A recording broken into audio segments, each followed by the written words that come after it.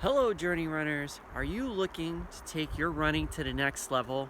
Or are you looking to get your longer runs, your endurance runs at a faster speed?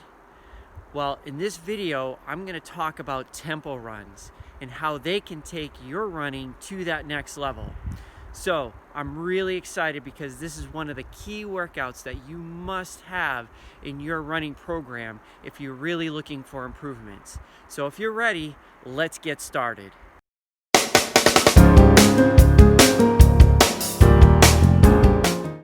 Hi, my name is Angelo, and this channel is dedicated to those who want to get started in running or want to take your running to the next level. If you want to see the tips in this video and my other videos being implemented in my own journey, please follow me on Facebook or Instagram. There are many aspects to creating a running plan that will help you get to the next level in your training. One of those things that must be implemented, in my opinion, is a tempo run.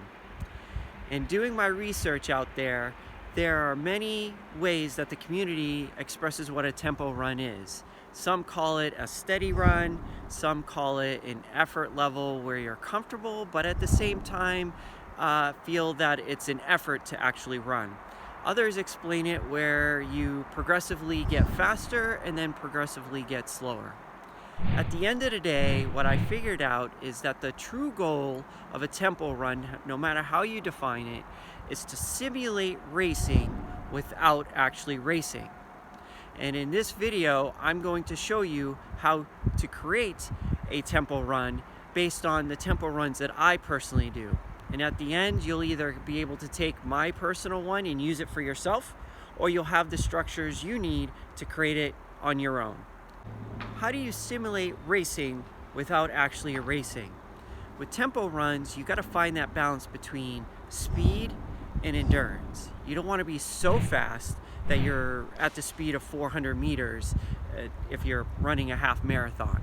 You don't want to be at an easy pace either. You got to find somewhere in the middle. At the same time, the length of the run matters as well, because you don't want it so long, but you don't want it too short. And the balance between the two is what actually strengthens both of them at the same time, so that when you're actually going to run your race, you will be running at the speed, around the speed of which you would run the race, but not so much where you're actually running the length of your race. There are 4 aspects to take in consideration when creating a tempo run. You have the length of the workout, you have the segments of the workout, you have the segment lengths of the workout, and finally you have the speed of each of the lengths. When we talk about running duration or the length of the entire workout, this is where you are trying to find that balance of too long, too short compared to your race. In my opinion, what I like to do is I will take the entire length of my longest run, let's say in my case it's 2 hours long, and I split it in half. So if my longest run is 2 hours, then I'm going to run for 60 minutes. So whatever your longest run is, my suggestion is that you just split it in half by time. And I should note that tempo runs are done mostly by time, and you can do it by distances. In this video, however, I focus on time rather than distance, and most of the tempo runs that you'll see out there is based on time. The second aspect are the segments. So for me, I like the thought of a pyramid, and so I will go and increase my speed over time, and then once I hit a peak, I will come back down. And so it kind of looks like a pyramid. And what I'll do is I'll split that pyramid in half. So one part of the pyramid will be 30 minutes long because I'm doing an hour-long run, and the other side, coming back down, will be 30 minutes. So based on these 30 minutes, it's just a mirror image, and I'll show you in a second here, is I will split that in 4 segments. You can split it into as many segments as you want, but I split them in 4 segments, and it would look something like this, or several levels.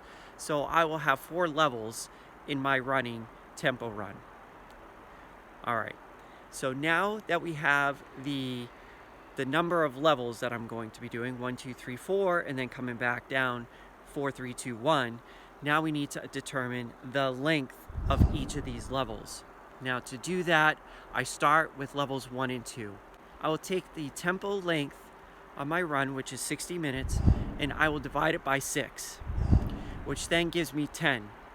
And what that means is levels 1 and 2, I'm going to be running at 10 minutes long, for 10 minutes long. So here, level 1 is 10 minutes, level 2 is 10 minutes, and even coming down, it's going to be 10 minutes in 10 minutes. Now I'm going to skip to level 4. So level 4 is just taking the length again of my tempo run, so 60 minutes. And instead of saying minutes, I'm just going to drop the minutes and change it to seconds. So in my case, 60 seconds is what I'm going to run level 4 at, or for 1 minute. And so you can see here in my pyramid that I have level 1, 10 minutes, level 2, 10 minutes, level 4, 1 minute. And again, it's repeated on the other side because I'm going to come back down. All right. Now level 3 is just the difference. So again, I have the entire pyramid split in half, 30 minutes, 30 minutes. Levels 1 and 2 are already 10 minutes each, so that gives me 20. And level 4 is 1 minute, giving me 21 minutes. So guess what that leaves for level 3? 9 minutes. So level 3 will be 9 minutes. So the entire pyramid would look like this. Level 1, 10. Level 2, 10. Level 3, 9. Level 4, 1 minute. And then it just repeats coming back down. Now we get to the final aspect of a tempo run, which is the speed at which I'm going to run each of the levels. So my level 4 is going to be at easy pace. I always do it at easy pace to ease into it. And as I'm going through the 10 minutes, I start increasing it till I get to level 2 at the end of 10 minutes of level 1. I get to level 2, and that's going to be at the race pace. So in my case, I'm training for a half marathon. So my level 2 is going to be at the race pace that I want to run my half marathon. Level 3 is the pace at which I would run half of my marathon. So in this case, it would be a 10K, or you could do 6.5 miles to be exact. But I always go with the major race that each one is part of. So in this case, a 10K. To get to the final level 4, that actually is going to be on half of the 10K, or in this case, a 5K pace. So whatever I would run at a 5K pace is what I'm going to do at level 4. You could be exact again and split it in half and then take a 10K, and then you would have 3.5 miles, or however you want to split it up, but I would say half. But I usually pick the major. If you're going like, say, a 5K, then I would have an easy pace, a 5K, a 1 mile, and a half mile, something like that. By the way, if you like what you're hearing so far and you like the tips, please make sure to hit the subscribe button and also turn on the notifications button, so when I put out another video, you'll be there to see it right away. There are 2 more things we need to discuss. When you're running a race, typically you will face a hill. In tempo runs, it will be no different unless you're running on a track. When you're facing a hill when you're running, you usually slow down. Now, you should do the same thing in your tempo runs. And if you go down a hill, you usually go faster. Do the same with your tempo runs. They're supposed to simulate your racing. So in order to use that to your benefit, take note when you're actually running up those hills, how much do you slow down? When you're going downhill, how much you speeding up? You want to make sure that you're not running too hard at the beginning, because in my case, if I'm running an hour long and I'm pushing too hard up those hills to keep the same pace, then I'm going to burn out and not finish the entire workout.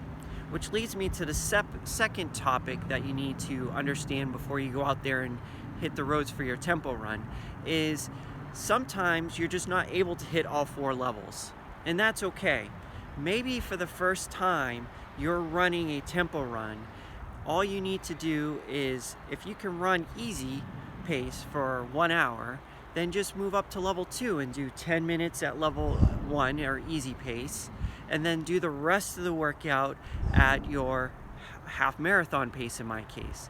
And if I can then complete that, then I'll move up to level 3, and then I'll do the 10K at the 9-minute pace. But it's all progression. What if I can only do 10 minutes and I can't do the whole level 2 at the 40 minutes? Well, then I'm going to extend my level 1s. And the purpose of this is to increasingly get better, to take your running to the next level. So this may take time to hit all 4 levels, but let me tell you, as you work towards it and get to those 4 levels, your running is going to improve over time. I promise you, as long as you have a solid running plan. I just want to impress upon you how important it is to have a tempo run in there. It's great for your running. It's going to get you better. I mean, you're going to be able to run faster for a longer period of time. It's just the way the run is designed. It's just the way it works. And I can't explain it any more than to actually have you go out there and try it for yourself. And if you do, please leave a comment, because I'd love to know how much your running has progressed, just adding this one workout into your running plan. So there you have it, the parts of a tempo run, what tempo runs are. I really hope that you include them in your running. Please let me know how your journey is going. And until next time, happy running.